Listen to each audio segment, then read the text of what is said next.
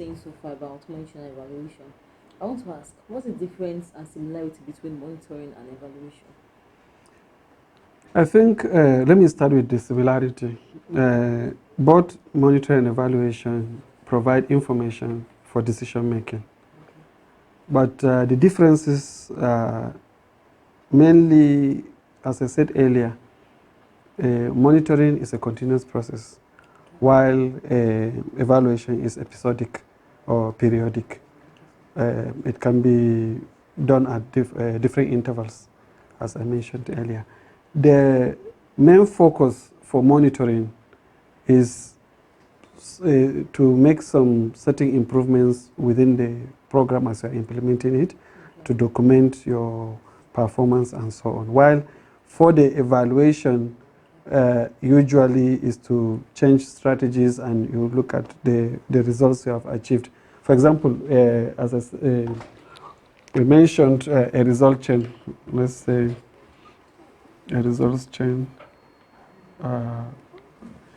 You have the resources, the inputs, then you have the activities, then you have outputs, outcomes, and then impact. So now, here you have inputs. You carry out certain activities. All these are processes, and you begin to see certain outputs. So these are all things that you monitor. So you monitor all this. And then for the outcomes and impact, you evaluate them. But let me show you the main difference between the monitoring and evaluation using a chart. So now, if you have an indicator you are tracking, that indicator may be, let's say, number of people trained. Okay, sir. So that number of people trained could be on a topic. Let's say number of people trained on monitoring and evaluation in a certain ministry or department or agency. So probably at the time you are starting, only 4 people were trained at the time. So that indicator of number of people trained, the indicator, the baseline value, the starting point is 4. Then over time, this indicator, over time, you are implementing, maybe this month you train maybe 3 in January. February, you train maybe 5. Okay? 3 is here, 5 is here. Then March, maybe you train 10. So how you do it is that 10 is around here. How you do it is you accumulate the results. You have trained 3. So when you come at February, it will be what? 8. Then when you come to March, because it's plus 10 that you have trained, is going to be 18. But your baseline value is what? 4. So you have actually trained number of people that were trained in the organization for that year is 18 plus 4, that is 22. But you can attribute to yourself you have trained 18. So the graph will look like this. So, but for evaluation, this is going to be maybe an outcome. An outcome. Remember what I said to you on the result chain. There is input, activity, output, outcome, and impact. So the outcome here could be, let's say in a community, certain program is going on, maybe fishing festival or whatever. You want to see how people, as a result of community mobilization and awareness, they are now participating in that program. So they must have been participating at a point, but you want to increase their participation. So the participation now kept increasing. So you are documenting this, right? You come and document the participation over time. But with or without your community mobilization, life goes on. They will still do the thing. So probably it should be something like this.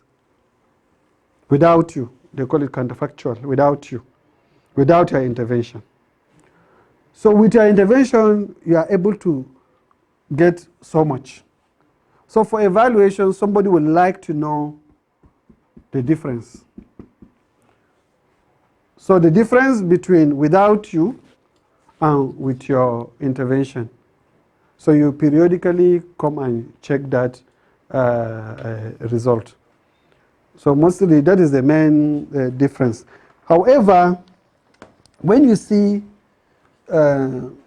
people carrying out monitoring activities, essentially they use it to understand what they are doing, document what they are doing, and then the results that they usually collect. I don't want to use the word results for monitoring. I prefer the figures they collect are mostly going to be supported by evidence. For example, in the case of the training, number of people trained. So number of people trained, you have to have evidence to show these are the people that are trained. The evidence may include maybe the picture of the training, but you need to provide an evidence that this picture was taken maybe with a banner on so date to be sure that this is actually with your logo or something to show it's a project. Number two, there should be something like attendance sheet. You have maybe number of people trained is 18. So somebody will be interested in knowing this 18. Maybe someone would like to disaggregate by gender, say male or female. So maybe you have trained 5 male, let's say 3 male, 15 female. So very good. Many women participated. So, or if you train 15 men, 3 women, or 18 men, 0 women, 0 female, there is issue of bias. So you are not engaging women in this. So somebody will be interested to know the disaggregation of the indicator you are tracking.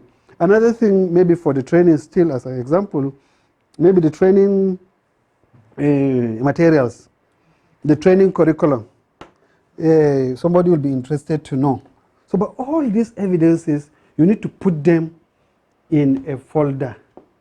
And on the folder is written number of people trained.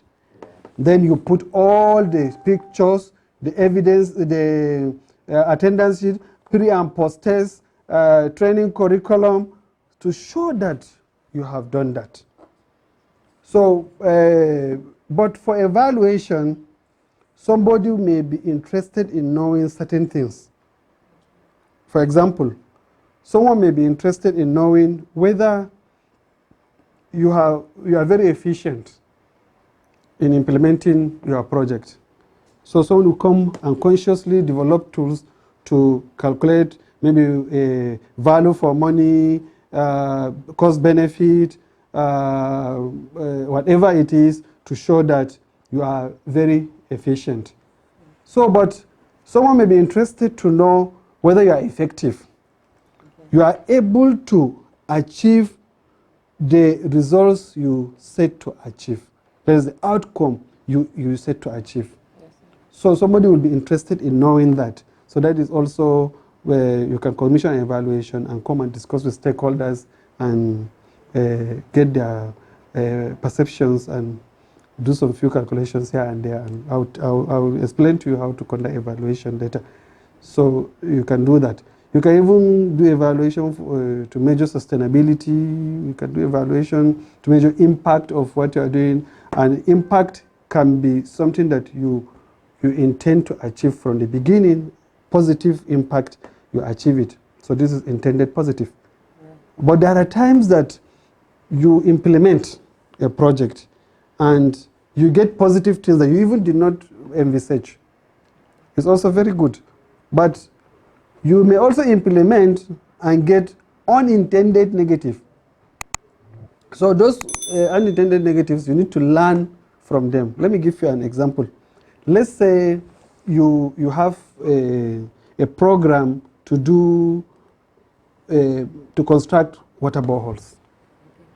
So these boreholes may provide clean water, reduce the stress of people going to fetch water from the stream, reduce maybe communicable disease, waterborne diseases, and so on. And so many things positive you can get from that. But there may be unintended negatives.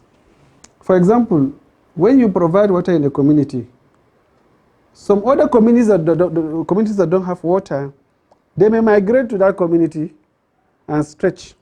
There may be conflict, whatever, maybe.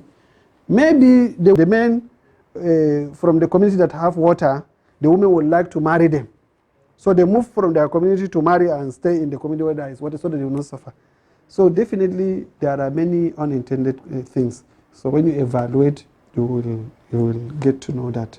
So that is the main difference between monitoring and evaluation. One is continuous, the other one is periodic. But the similarity is that they are both going to help you provide information for decision making. Thank you very much, sir. Yes.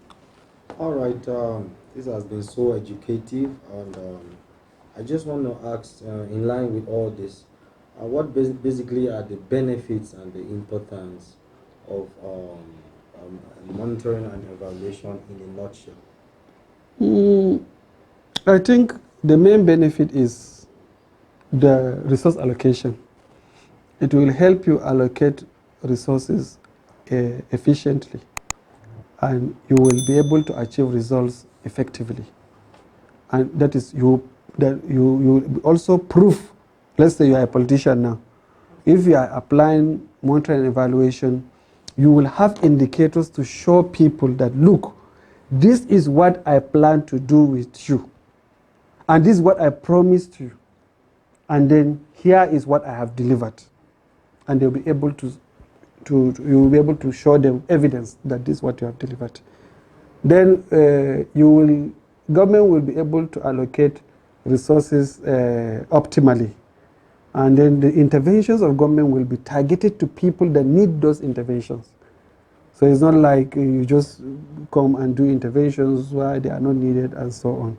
So basically, these are some of the benefits, but it goes beyond that because it helps us learn from what you are doing and continuously improve on what you are doing, provide better service to people, and then are more transparent and accountable in whatever we do.